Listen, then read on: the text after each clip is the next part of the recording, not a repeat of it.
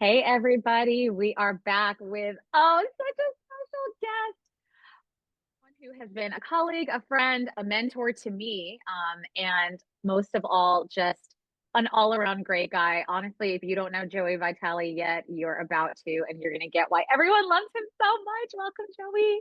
Hi, Sonia, thank you so much for everybody. having me. Always a pleasure. Oh, you are just simply you're one of one, like among the few people that you've made such a mark with me personally over the years. And ever since we connected, you've just been so wonderful to connect with and talk, share ideas, inspiration. And we've worked together, we've laughed together, we've drank together, we've had just all the whole circuit of fun together. So I'm super excited to have you. If you guys couldn't tell by the title and the headline of this video, Joey and his trademark law firm hit a ginormous drum roll milestone this month. We're in August 2025. So I'm assuming last month, right? July hit the six-figure mark in trademark revenue. You guys, it's so exciting. And if you are at all intrigued by the details of this, we're going to dive in. And what I hope you'll learn and take away is that it's not as out of reach as you would think, because we are everyday people doing these numbers, and this is absolutely possible. And it's my goal, I think Joey's goal, our goal together today to take the curtain back from what goes on behind the scenes of something like this.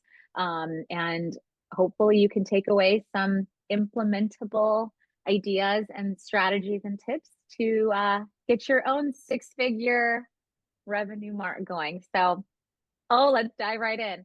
So, okay, Joey, I know you, and I think a lot of people will recognize your name, but just so that we have a complete story, do you want to just share a little bit about you, your firm, your background, and just kind of how long you've been at this trademark game for? Sure. Well, I'm not quite the OG trademark attorney that Sonia is, but man, I still feel like having been in the trademark space for man over 8 years now, it's definitely feels like a different space now than it did back then. And I was lucky enough when I went out on my own, decided to do a number of things, including trademarks, that I found Sonia's group, her course. Um, I owe so much to you, Sonia. And after a couple of years of running that firm and working with Melissa Shanahan, an advisor that we both know, Yeah. um, really looked at our numbers and our future planning and identified that it would be much easier for us to hit financial goals, but also streamline those measurables and better understand our metrics if we focused on one offer, which trademarks made the most sense to be that one offer. So we took everything else pretty much off the menu with the law firm, went all in on trademarks, and haven't looked back since.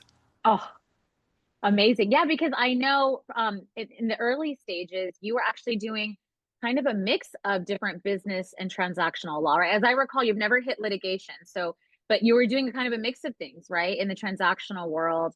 And so now you've been narrowed down, I guess, for the last few years. Yeah, I was one of those kitchen sink lawyers, and I was like, hey, if you're a business owner and you need something, I can help you. I will be able to uh, learn how to do it kind of on the fly quickly to help with people. And um, I one thing that I want to say from the very beginning here is that like I am very proud of what I've been able to do this year. Super excited for my team and thankful to my team. But one of the things that I love most about being a trademark lawyer is you get to define what success looks like. And Yeah. like as cool as it was to hit 100K month, like it's just a number. Nothing like has really changed that much. And if you're someone that is at, a different number for the month, but at the end of the day, like you're able to afford what you want to buy, like you're having a rich life. If you're at all watching or listening to this and you're like, man, I'm not at X yet, like I don't want anyone feeling like they're behind when we talk about these numbers because that mindset has never been helpful for me. And so much of where we're at now is it was I try really hard to make it not about, well, so and so's here and I'm not. So like what's wrong with me? And more about Mm. where are things not ideal in the business yet and how can we start solving for that? The truth is that so much of the reason why we had like our biggest month ever was because we we started having these oddly inconsistent months where we would have a great month followed by a not so great month. And we were planning for, okay, how can we avoid those odd low months? And it just happened that the same strategies to try and prevent that helped sales kind of skyrocket in general. Oh, I love that. Okay. Well, you know what? That's a great kind of segue. I wanted to dig into some of the background of the tactics and semantics and stuff. So let's start with that. So that was kind of what you guys identified was the goal is, okay, let's narrow down to one offer. And now that we're doing this one offer and we're focusing on that, we're still seeing inconsistency. So doing well, but we're seeing inconsistency and we want to see a little bit more of predictability in numbers. So, and what we're hearing is that in that journey is where you're starting to see not only stabilizing the income, but now it's going much higher because of the same effort. So, walk us through what some of that strategy looked like. Like, what did that strategic plan look like when you guys set out to do that? Well, initially, so much of it was, and Sonia, this isn't going to be a surprise to you, like, how can I get myself out of the weeds more? And we got really laser focused on delegating, especially looking overseas to see where I could get out of those $10 an hour tasks, to focus more on law firm revenue generating tasks. Mm-hmm. Mm-hmm. Once we had more admin positions filled, then I started feeling, man, it's great to have all of these doers, but I feel like I'm managing all these people. And so then we shifted to, okay, how can we start bringing on people to manage this team instead of me managing everyone? Mm. Um, then once we got that in place, I was still doing all of our intake and sales calls and was like, okay, how can we start to delegate that? Was a much bigger investment as it should be, because someone that can convert well on a call is way more valuable to your firm than someone that's doing $10 an hour tasks. Yes. So obviously the price that you have to pay for that person's time to be on your team is going to be different. Correct. Yeah. Yep. So then we started building out, more of those high ROI teammate positions. And then once we started having more consistent team helping in all of these different roles in the business, then the biggest issue was, okay, where are we going to get our leads this month? Mm, And that was when we started to lean in more in different types of paid ads and then a lot of different like organic visibility initiatives. got it. So I'm assuming some content creation went behind that, possibly maybe some very like segmented targeted emails as you're collecting Yes, from the ads. Okay. a lot of that, honestly, a lot of evolving from like me buying a course on a topic, trying it myself, seeing what works and what doesn't, becoming smart enough around those metrics to hire an outside vendor and then be able to hold them accountable to doing the work that they hired them to do. Yeah. Yeah. And then once we got to paid ads, it was several months of dipping our toes into ad spend. And then once we saw a return on certain things, just doubling down in those directions. Makes sense. So you're focusing your efforts, as I hear it, on getting new eyes to see your brand, trying to sort of up the visibility on social, redirect, it sounds like, into like one ad connecting to another space, it sounds like, right? To just kind of get everybody into from whatever direction, but down into what we call like the same funnel going down. Yeah, right now we're at a place where we're anticipating that about half of our leads will come through some type of a paid ad cold traffic source, and then the Hmm. other half will come through organic reach, organic social, referrals, word of mouth, repeat clients. Love that. Okay.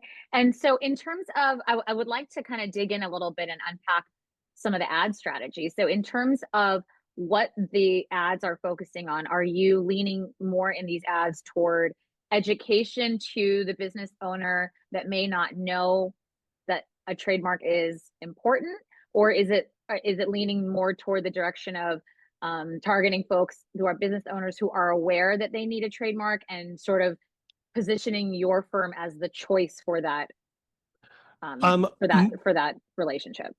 More so the second right now, Okay. just because it is, we're doing both, but we're finding that in that second camp of people that are more likely to take a next step with some type of a trademark firm, Mm-hmm.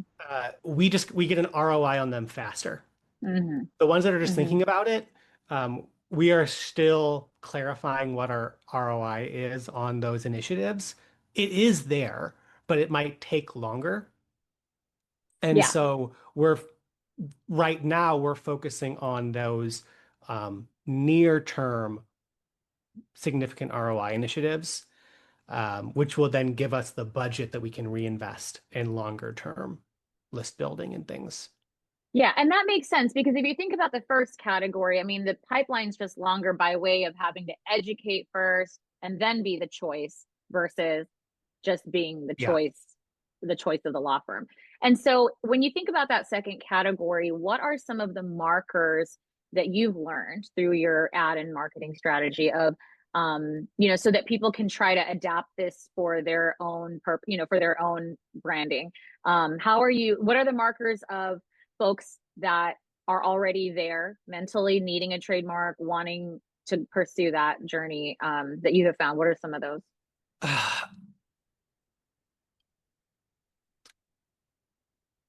I want to answer this a couple of different ways. Please. One is that I made the mistake when I started creating a lot of this content of like really thinking I had to be a wordsmith, of Mm, like finding that right language, of having like super long landing pages that talked about trademarks in all sorts of ways.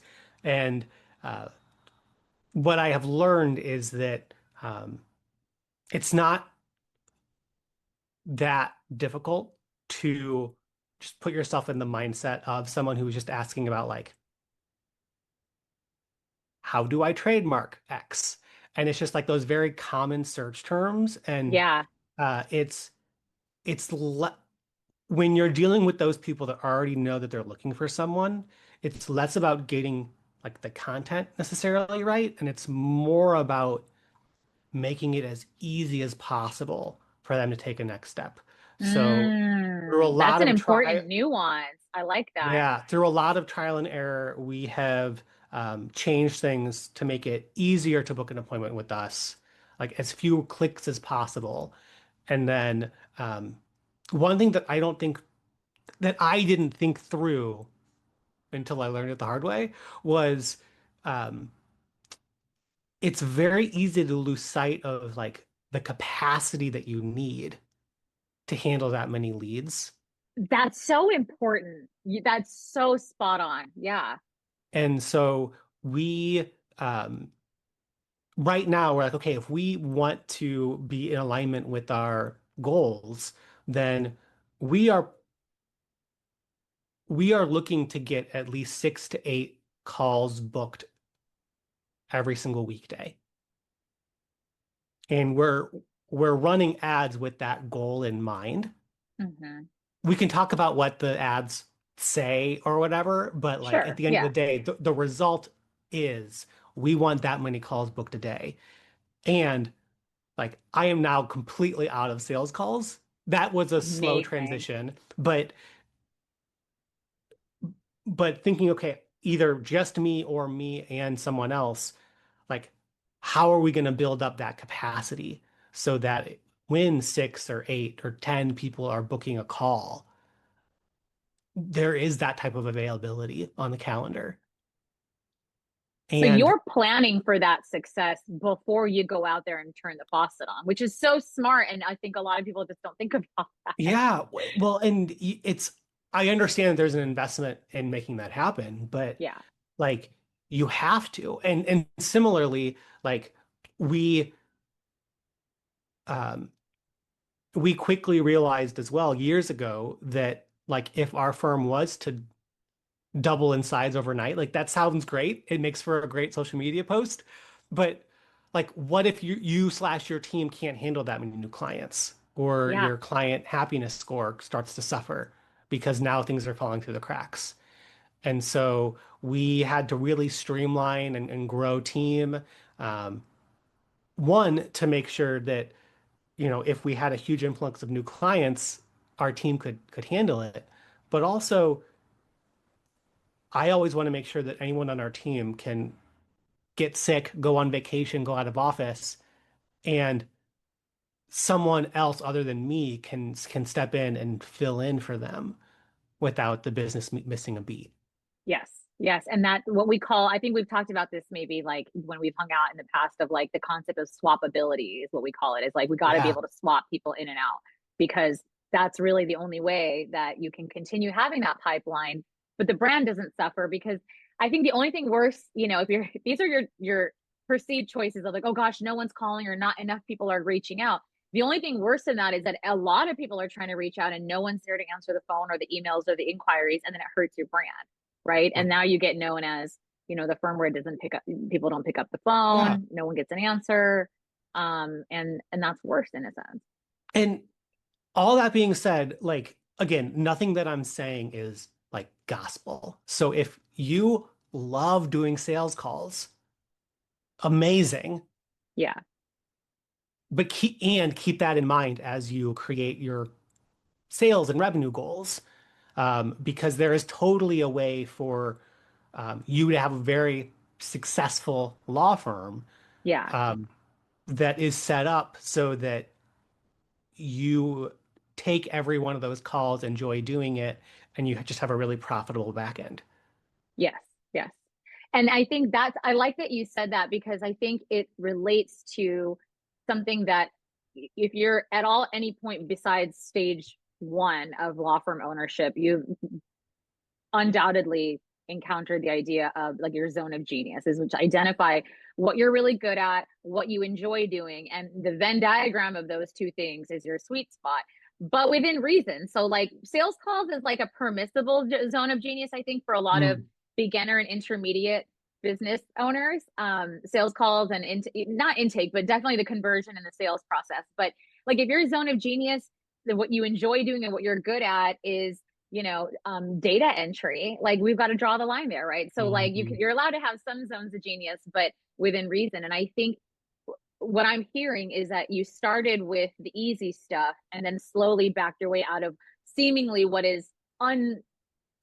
It's like, oh no, I'm the only one that can sell my own firm, my own brand.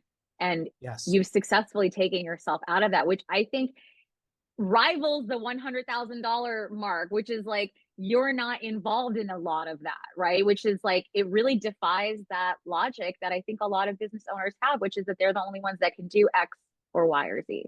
So I Yeah. love that. I will say too, because I love your point about zone of genius. I have learned over the years, I don't know if it's my zone of genius or not, but I love team building. I think Like it is. I Knowing you as a friend, you are absolutely that is your zone of genius. Yeah. and so it in terms of that Venn diagram, like it lights me up and gives me such more of a sense of fulfillment and freedom to build a team that is doing all of these things. And so Yeah. so I love building the law firm where I'm spending maybe an hour or two a week on client work, but I'm spending most of the week like checking in with teammates, doing like big visionary stuff, Hmm. and just making sure the team's feeling on track. I like that. I like that a lot. And I do think you have a really strong aptitude. I think that's such a great example of zone of genius is that something you clearly enjoy doing and you're so good at it. And let's be honest, you know, you typically one feeds the other for us, right? Like if we like something, we become good at it. Mm. Unfortunately, not the reverse. I'm good at a lot of things that I don't enjoy, but it Sure. goes one way for sure. And I think you've really that superpower because, I Well, thank you, Sonia. I bring that yeah, up no, because I I know think you some really have. people really do not want to manage people, and they understandably feel this hesitance of like, man, I didn't start my law firm just to manage a bunch of people. Yeah. And while I do think that everyone should step into, how can we delegate things, especially at an admin level, um, I never want to come across as telling other attorneys that they have to step into, leadership at the level that I said yes to. Mm-hmm. Yeah. And that makes sense too. I think it can come in tiers almost, Yes. where like if you have certain revenue goals, but then also kind of aligning that with some involvement that is going to have to be, what do you want that level of involvement to be? Do you want it to involve managing people to any extent? Because I think there's a threshold, right? What would you say that people can think about in terms of ranges, if you even feel comfortable of like, okay, 0 to X amount monthly, you could probably manage in true solo style. And then I from then, love that you're asking this. yeah, it's a good one. I feel like let's talk about it. So, okay, I'm going to make some assumptions. And again, I feel like once I start saying this, people are going to start writing down notes. And that's not why I'm saying this, because, but let's just, I want to break things down a bit. So if, Yeah. let's just assume, for the sake of Joey not being great at math, that you're charging Okay. $2,000 for a trademark package. Okay. So if you're wanting maybe 10K a month and then you take home half of that, that's like not a bad gig, right? No, no, it's not. So that's 5 clients a month, Yeah. which I really think that if you are doing the insert influencer here type of social media grind, it's not that difficult to on a monthly basis get um, 10 calls booked and half of them say yes. Yeah.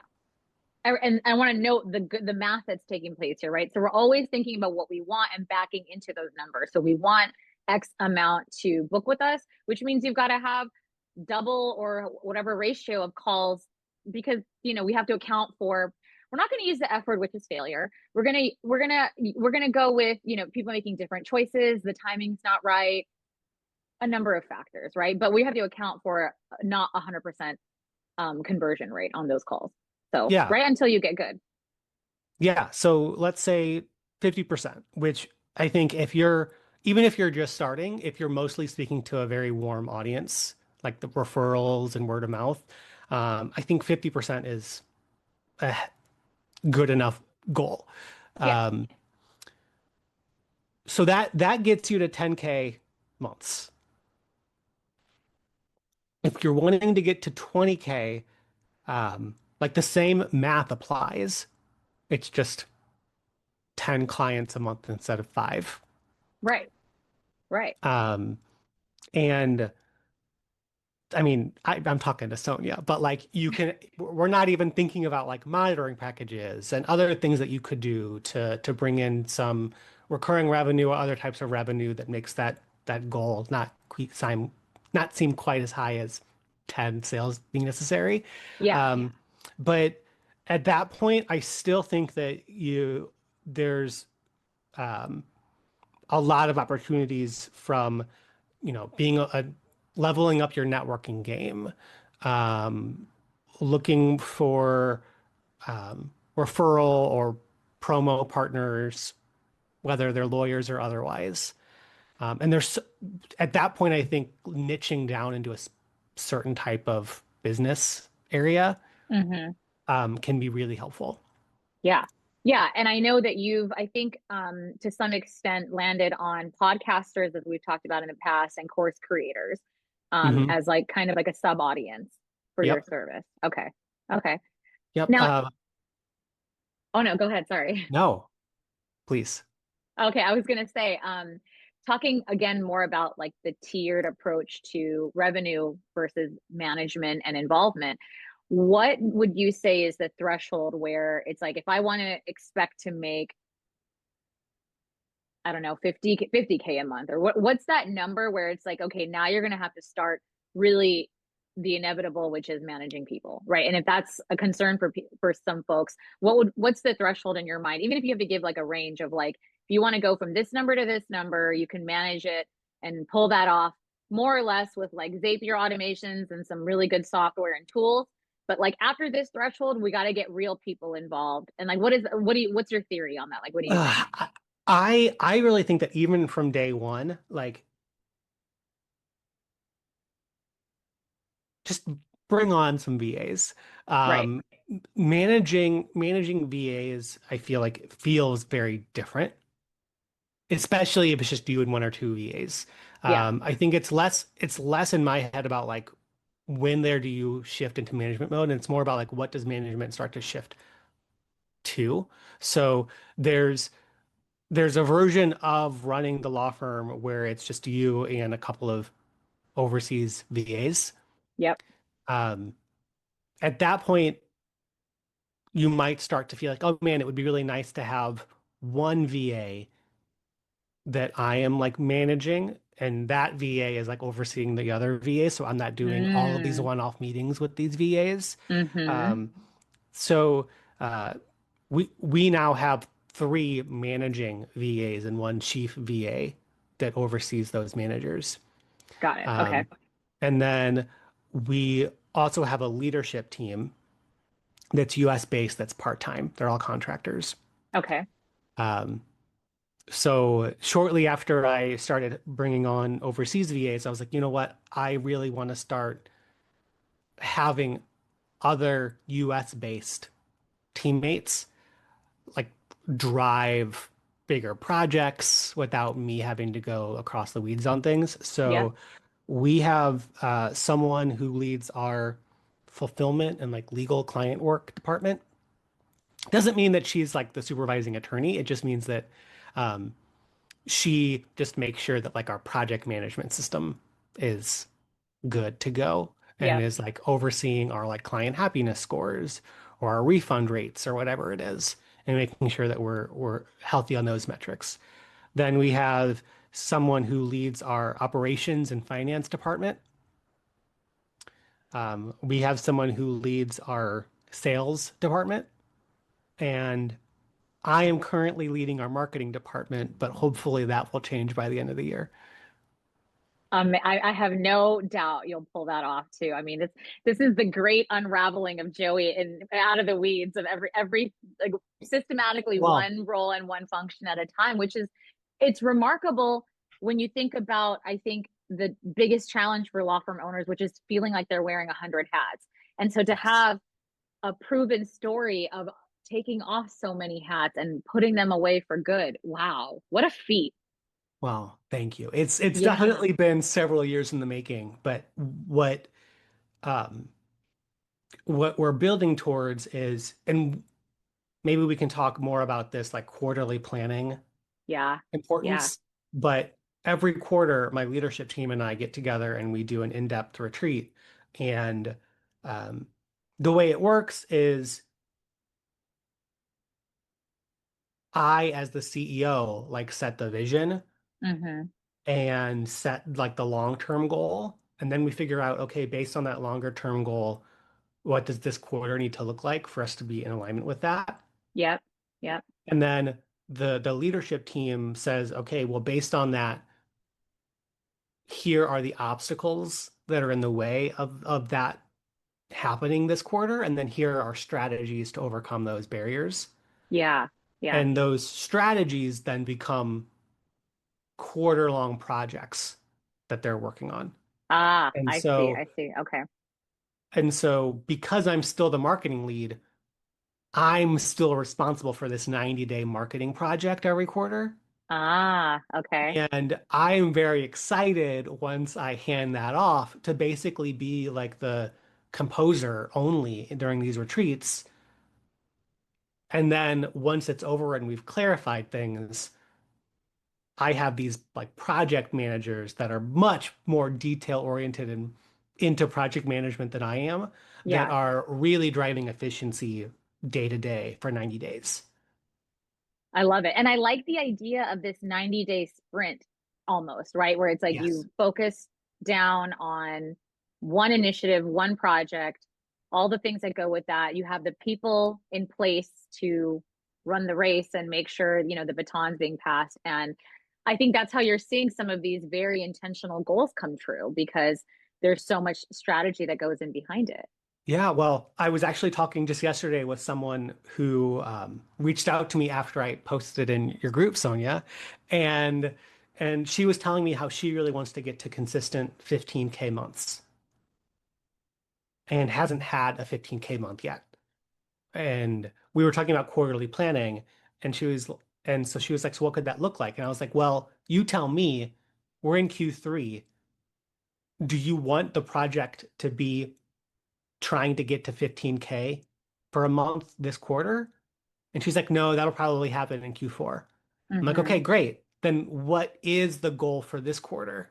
Mm. And how can Mm-hmm. we, instead of just trying to figure out what's this long-term vision towards 15K months, we talked about like setting the goal for let's have a 10K month this quarter.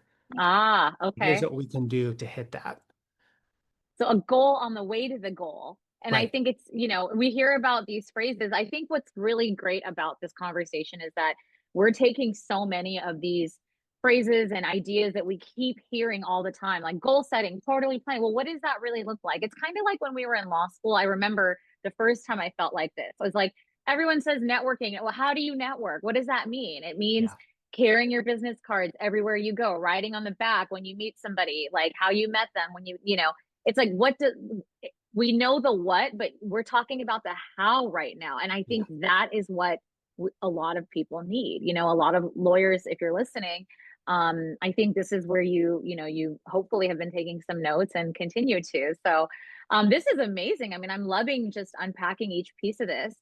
You took us through more or less your org chart a few moments ago of Yeah. the different departments and roles.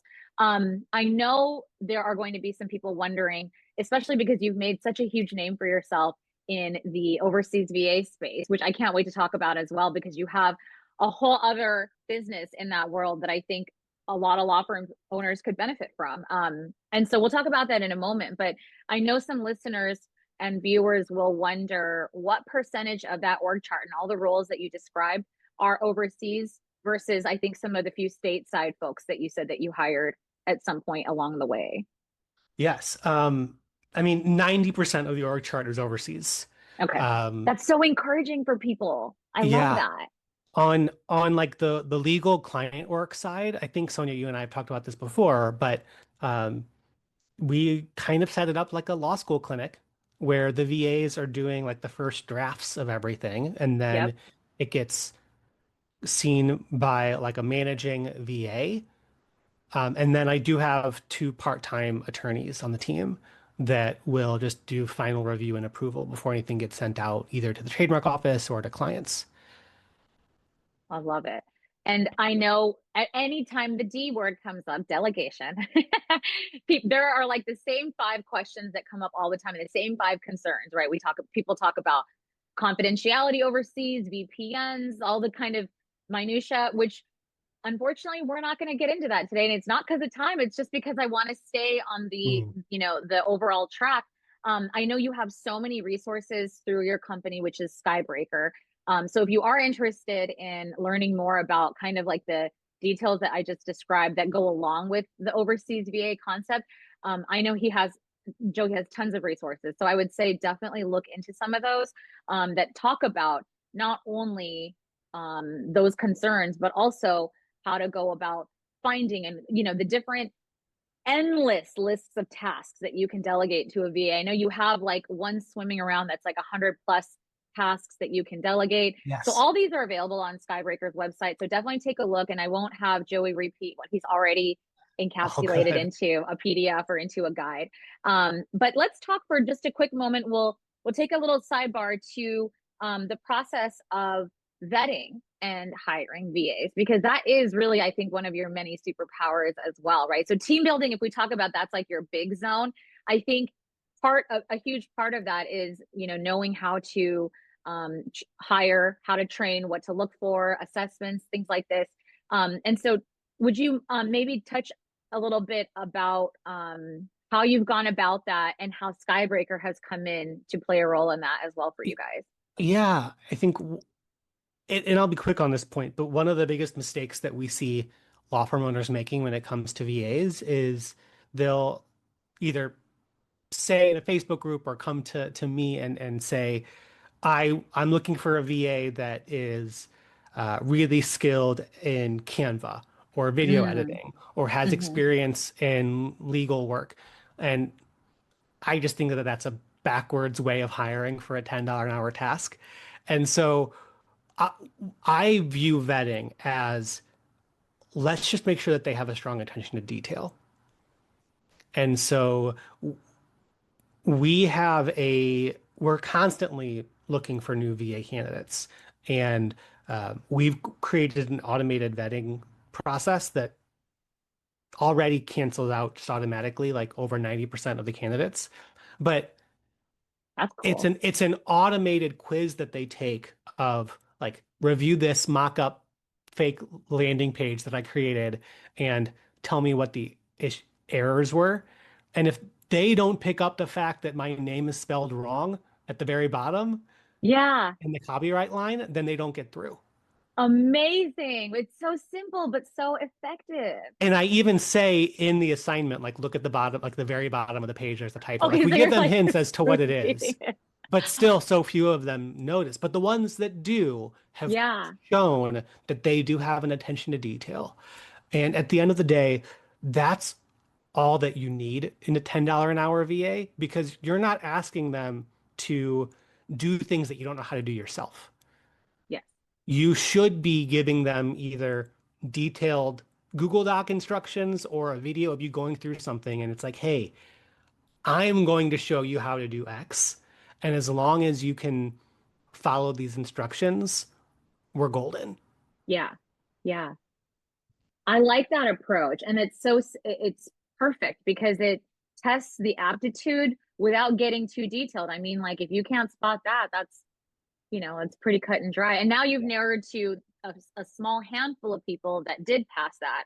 So now you can then go into, I guess, what your next phase, which looks like what exactly? For vetting those candidates. Mm-hmm.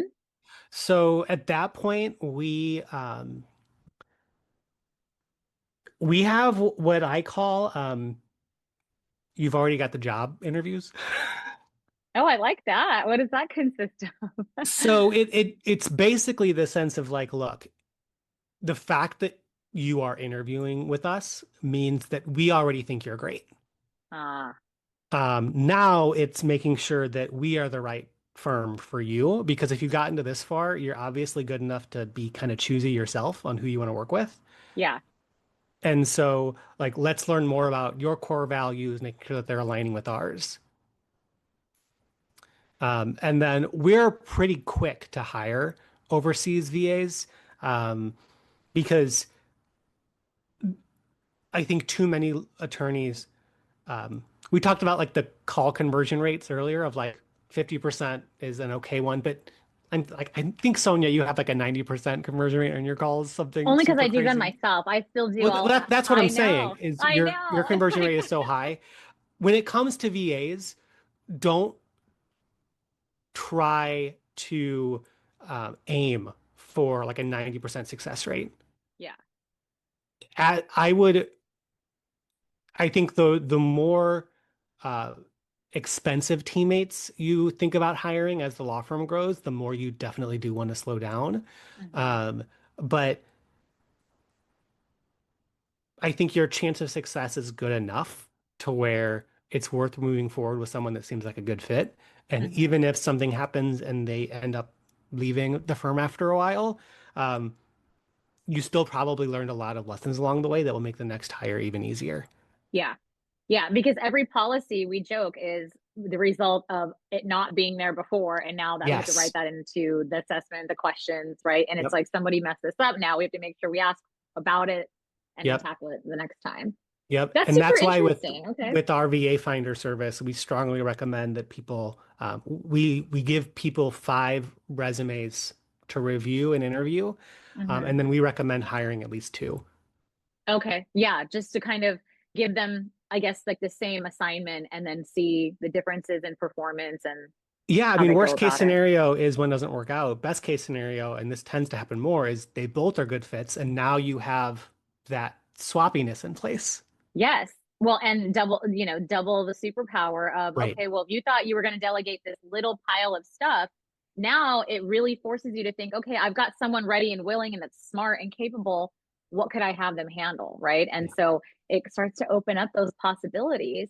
And I mean, I say this a lot, but I'll say it again just so that we capture it for today. I mean, one of my best, most high performing favorite employees is an overseas VA that you found us. So it's been several years now, and I do not know what I would do without her. And anytime like her baby is sick or I'm like, are you okay? Like, what can we do for Oh, you? Like, I'm just so like, glad to hear it. she must be protected at all costs. Yes. But, and it says volumes because I am somebody that loves delegating. I have hired and unfortunately fired and, vetted, and I've done all of it for so many years. And I mean, truly one of our strongest team members ever in both the law firm and 4L. So I have her kind of one foot in both now. Mm. And which is a real treat if you really if you really want to get nuts in entrepreneurship. Is like once you've mastered one thing, you take on something else, and then you start to see, that the same team member can be familiar with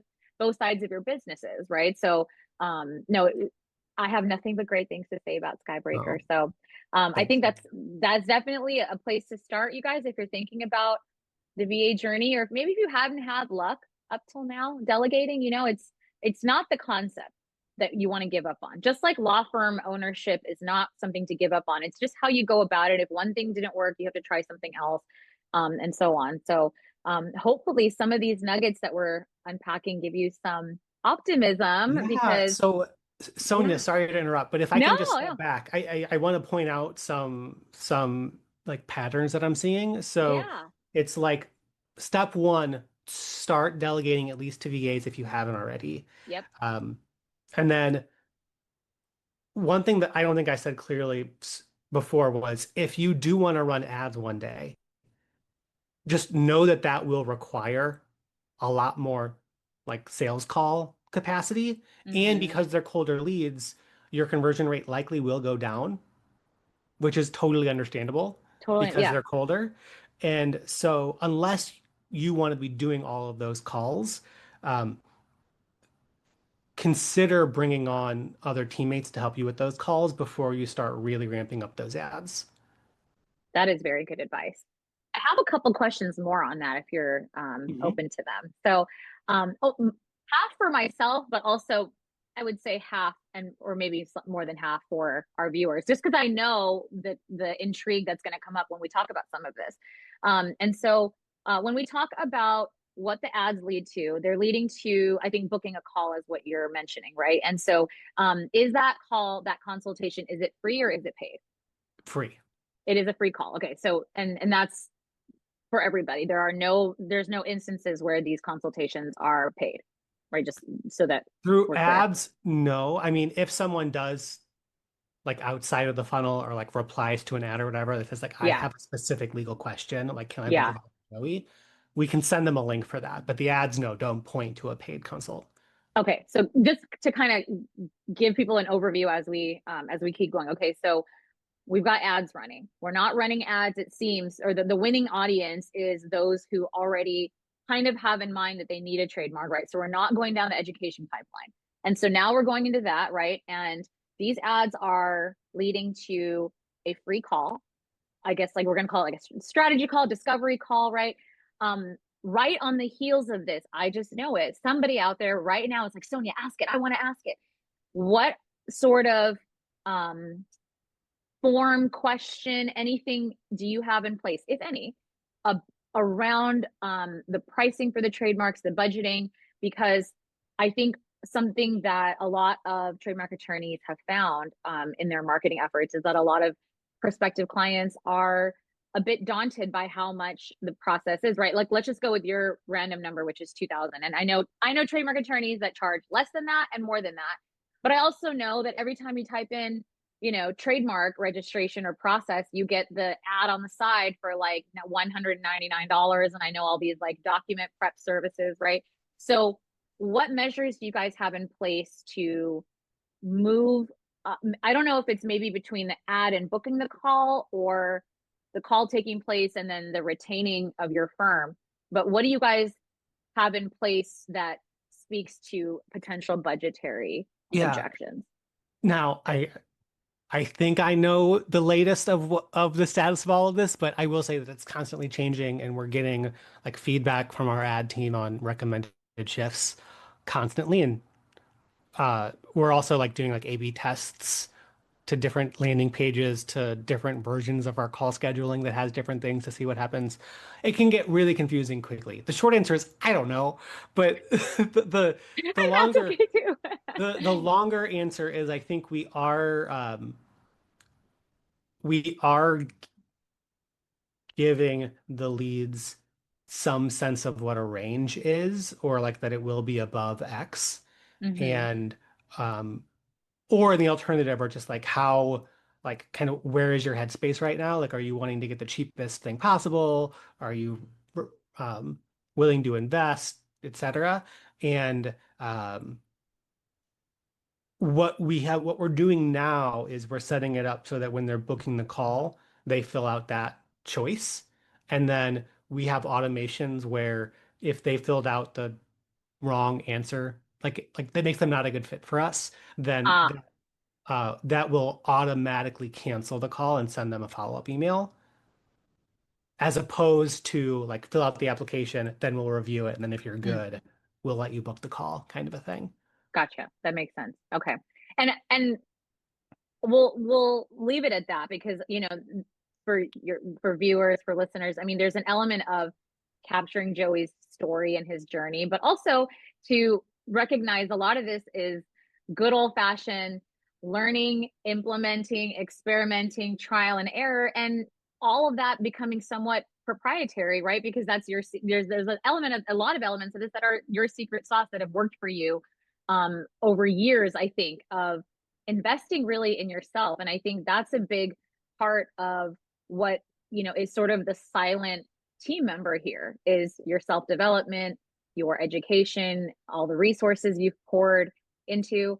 Talk to me a little bit about what those investments have looked like over the years for you. Like what do you turn to when you want to learn something?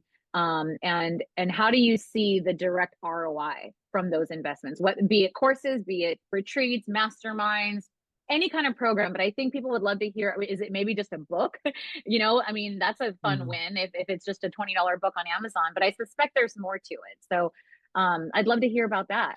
Yeah, well, I mean, man, there's so many different like resource slash book slash course slash like mentors that I've shifted to. I think one thing that I will say is I've learned how important it is to not have competing like experts in your head, because I that's really hard for me to stay in action when I feel like one book told me to do X, another book told me to do Y, or Mm, like my coach is wanting me to do X, but like the book that everyone's talking about is saying to go in this other direction, kind of a thing. yeah. And I'm learning that like neither of them are necessarily wrong. It's better to just like make a decision and move forward. But that said, like I am super grateful to Profit First in setting up the financial side of things and making sure that we're setting ourselves up to be and stay profitable. Of course, just get all of Sonia's courses to help you with the trademark side of Thanks. things. Thank you. Um, that Die with Zero book meant a lot to me, just in terms of like from what I'm taking home from the business. Like, how much of that do I want to like how am I going to view wealth accumulation? And instead of just like dying with as much money as possible, it's like I how can know. I Yeah. die with zero? That was a really big book that helped me align like my personal vision with my business vision. Hmm. Um, and then um,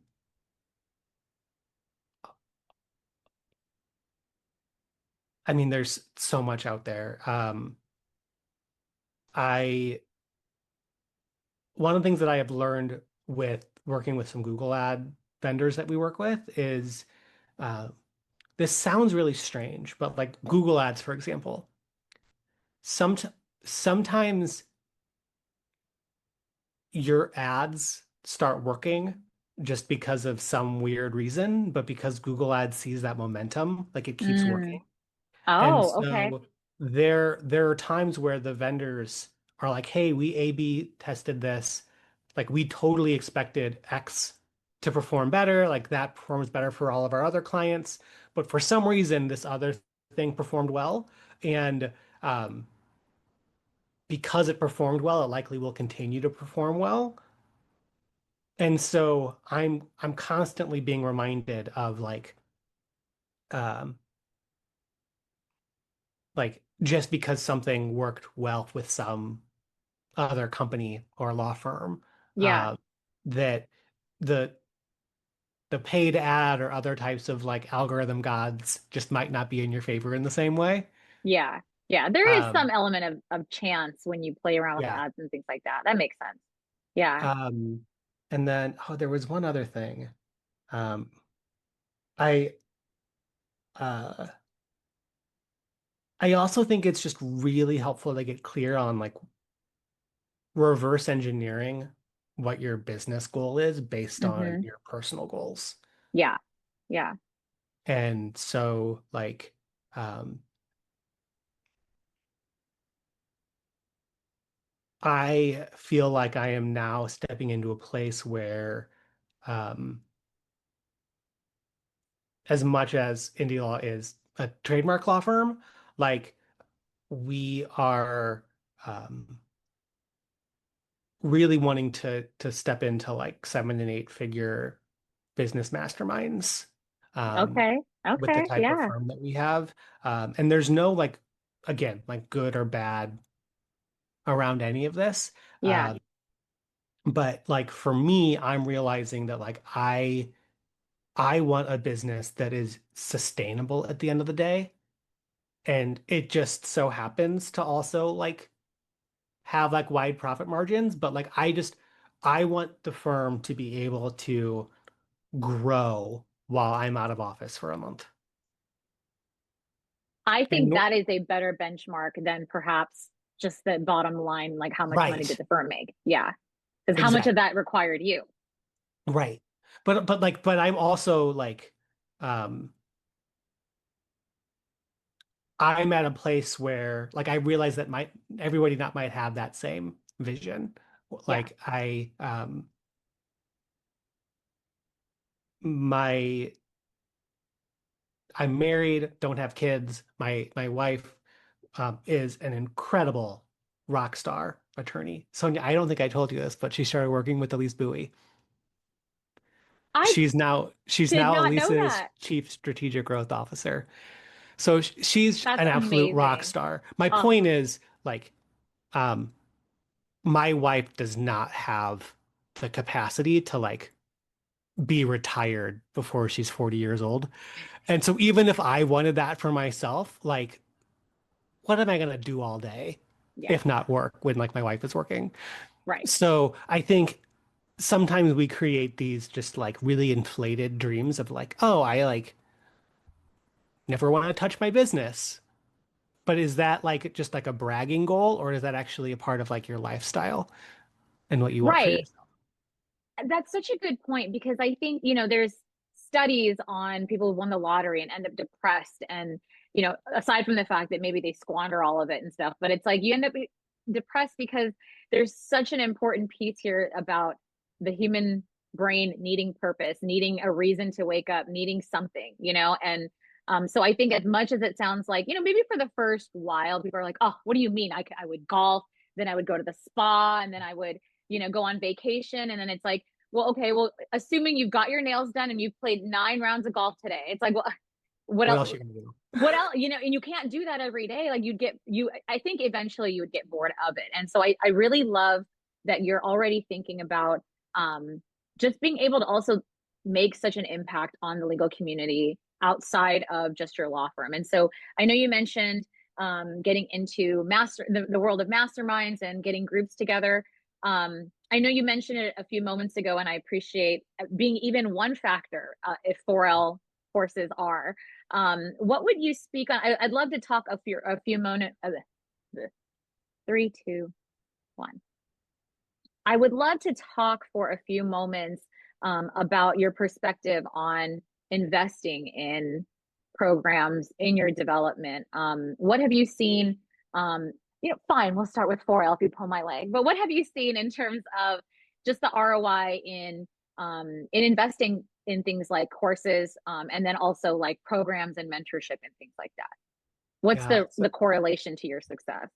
So there was someone else that reached out to me after I shared the post in your group, Sonia, who had not yet purchased one of your courses yet. And she was like, "What's like, do you think I should do it? Like, what's the return on it? Like, has it been helpful to your business?" And I was like, "Well, I bought Sonia's course years ago, and now I filed over 1,000 trademark applications. So I think there's an ROI there."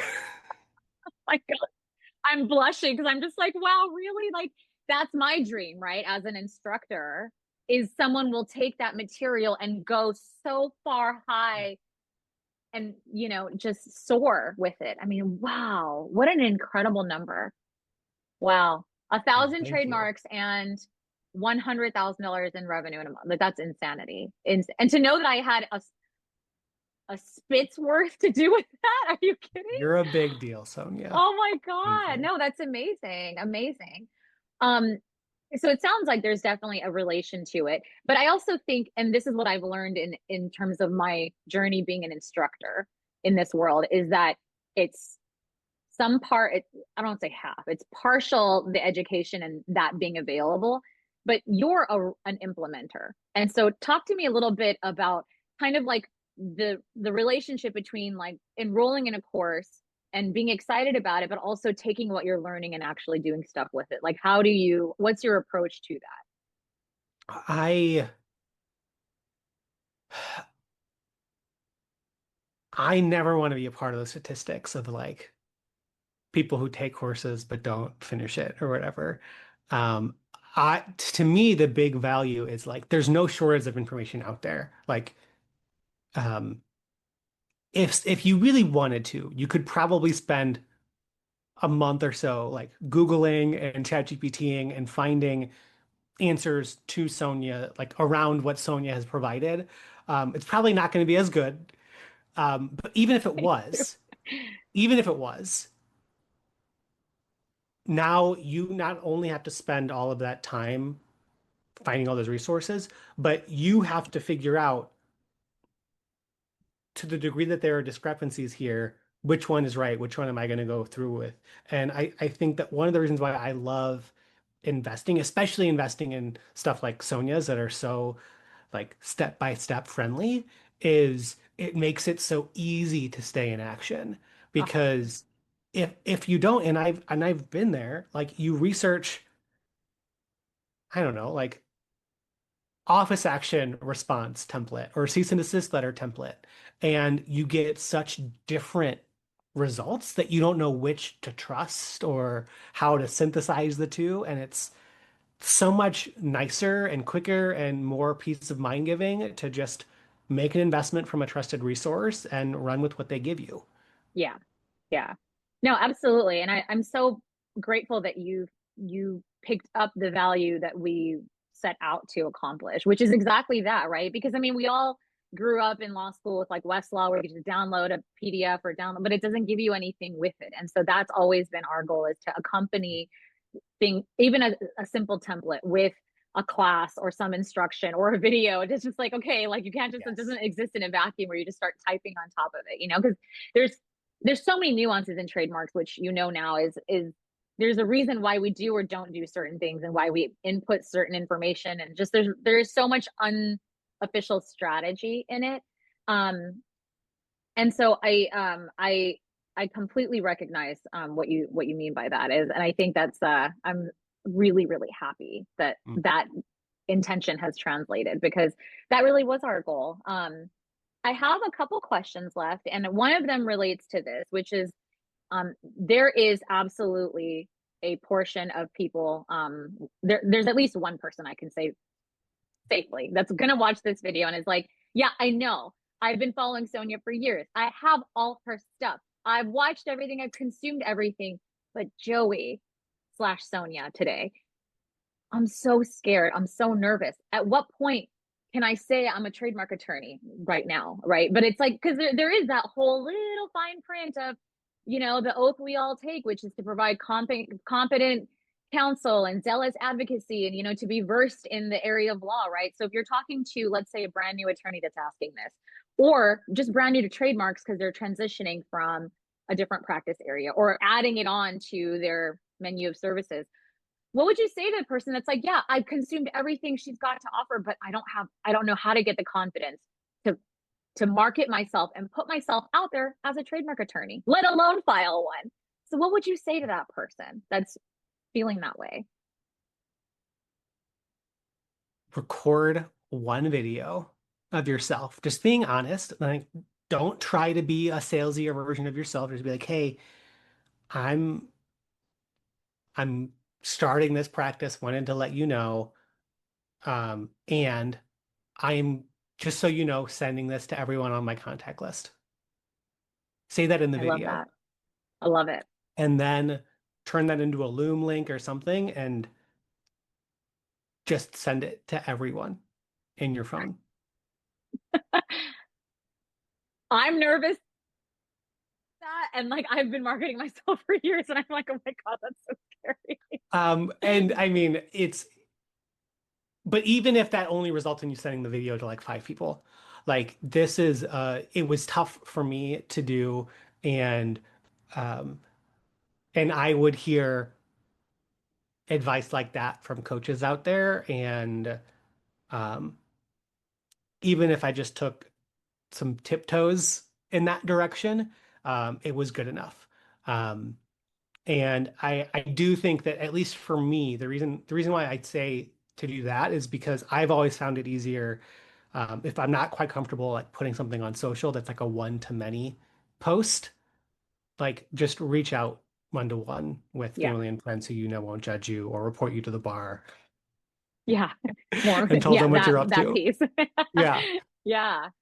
That's really good advice. And I think a lot of people wonder, like, at what point can you call yourself a trademark attorney, or say that you're experienced, when you're not, right? So you can't necessarily use that word, but I think to feel like you're ready to file a trademark, if you can think back to your early set of shoes, what had to happen in your mind, whether it was like a mindset shift or something, to feel like, yeah, I mean, I'm okay to take clients on and file marks. Yeah. Well, again, when I started, I wasn't necessarily just doing trademarks.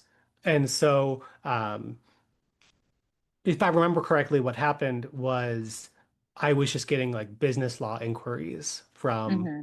like family and friends, and then basically saying like, hey, like, correct me if I'm wrong, but I don't think you have a trademark for X. Like, do you want help with that? I can help you Ah. with. And so, maybe it's less of a specific like trademark ask, and it starts as more of like a, hey, like I'm a business attorney who's looking for help.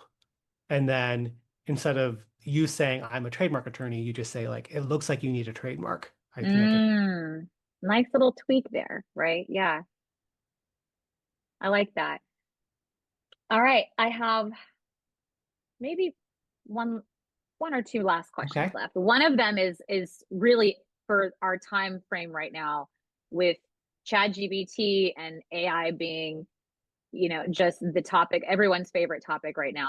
And for good reason. AI has changed how we do business, it's changed how we practice law, but it has created a lot of concerns. And so I would love to ask you one of the many $1 million questions right now, which is, what are your thoughts on the impact of AI on being a trademark attorney, and um, the impact on how lucrative of a practice area this can be, right? And to put it in another, to phrase it differently, is AI going to destroy the potential for trademarks, for attorneys, right? Will it become consumed by AI? Oh man.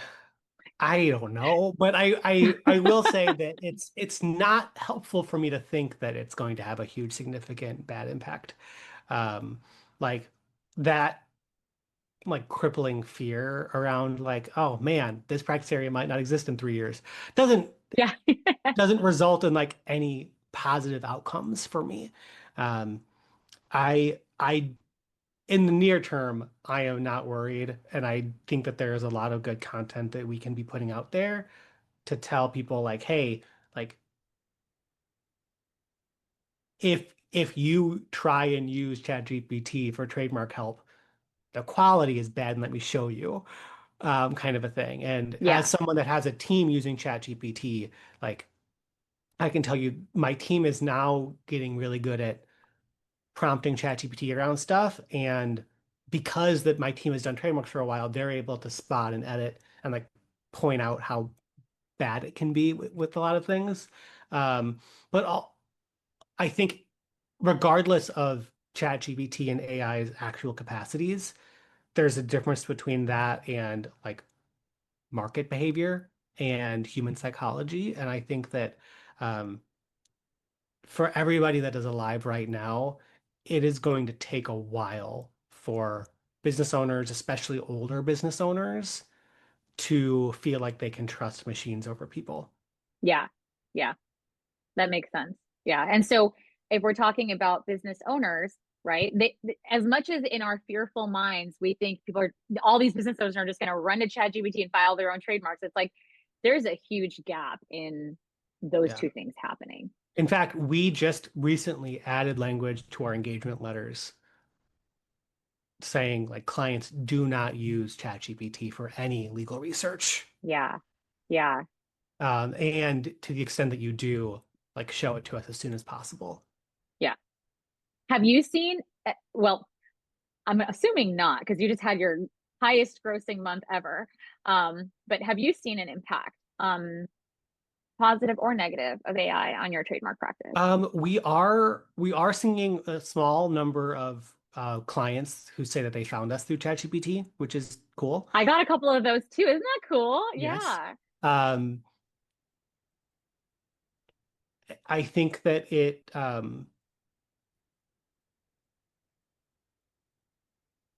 I think in a lot of ways it can be really helpful.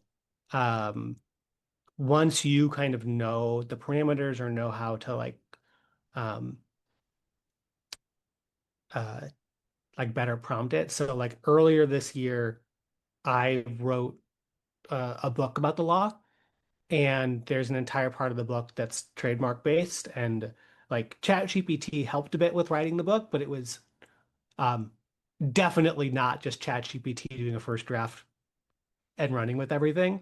Yeah. And now that that has been done, um, we fed a PDF version of that book into our chat GPT so that when we ask it for blog posts or whatever, it can look to that book as like a primary source of speaking and speaking with my tone. And so Oh, I think that there's a wow. lot of um, cool things that you can do to, as the author of your content and your brand, um, like give ChatGPT like a very long form sampling of the way that you talk about the law, your tone of voice, and then it will go to that to repurpose stuff. Okay. Makes sense. I like that. I like that. All right. Well, we are sadly wrapping to the end, even though I feel like I could talk to you for hours, and I always Same. enjoy our conversations. I think what would be fun to wrap up with is just a couple of rapid fire. Great. So like 1 to 2 sentence max kind of responses, just so that people can kind of feel like they're finishing the video game with a few little coins and little fruits that they Fun. scooped up. You had your first 100K month. What was the biggest contributor to hitting that milestone? My new sales team lead. Okay. If someone's on the fence about niching down into just trademarks, what would you say to them? Do it if you want to do it. If you don't want to do it, don't do it, but get off the fence. That's good advice. Is trademarks a lucrative practice area? Yes. Duh. It's like, In terms hello. of time and money. Yeah. Right. That's an important distinction. Yeah. Because you could pursue like a 2, 3 year PI case, but Right. you'd have to get the right one and so on. Um,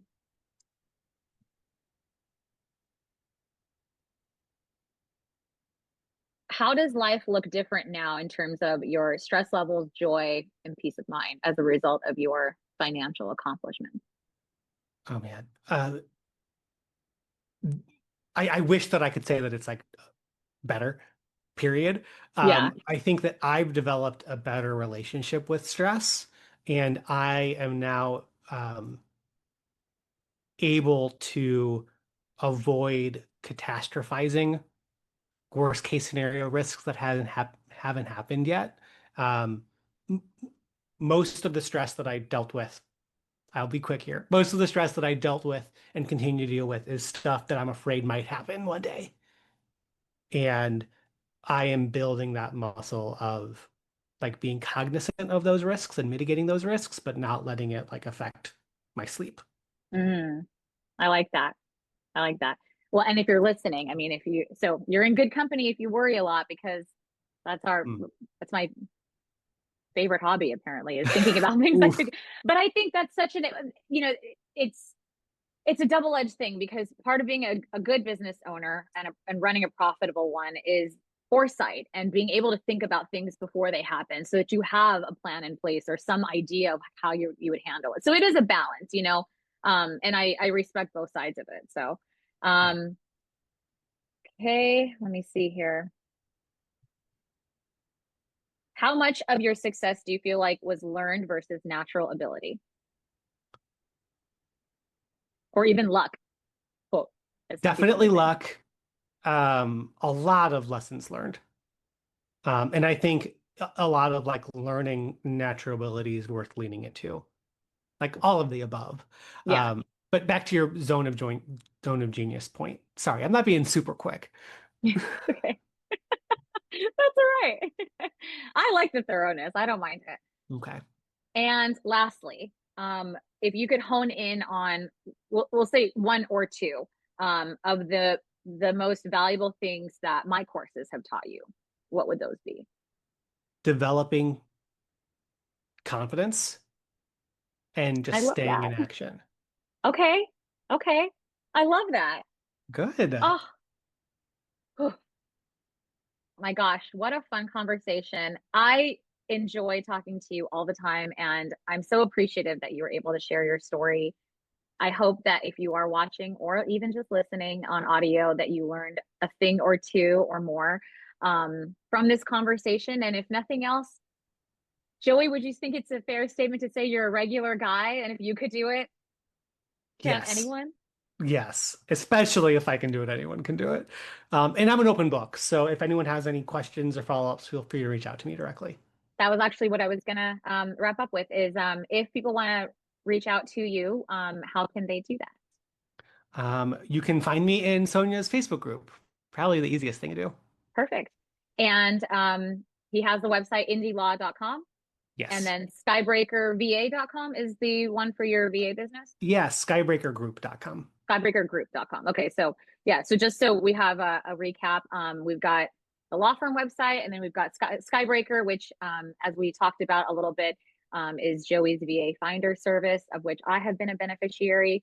And one good VA can make you so much money and save you so much money. Yes. It's a double-edged win. So, highly recommend on both of those. So, Joey, thank you again for your time and for your expertise. And also, really, I think your candor. I think you are one of the most honest people that I talk to both online and offline. And Mhm. I think it's so helpful for you to share really the good and the bad and the not so sexy part of this, which is that it's a shiny big number, but you've been so real about what went into it, which was, you know, a lot of grit and a lot of time and sweat. So congratulations again and again on all of your success, not just financial, but lifestyle, peace of mind, joy, all of the things that this seemingly has brought. So Thank I'm you so super much. happy So for you. Yeah. And you're the absolute best. oh, thank you. I'm honored truly. I love every time I do one of these, I'm like, wow, I even had 2 seconds to 1% to do with it. And it's just so much fun. So um as I always say, may this be your worst year in business and then it's only up from here. I like I it. hope that last month was your worst month. And I I hope it love it. just keeps going up from there because that's really the wish. And I love to see you doing so much impact with what your success has been. So Thanks so thank much. So you. Thank you.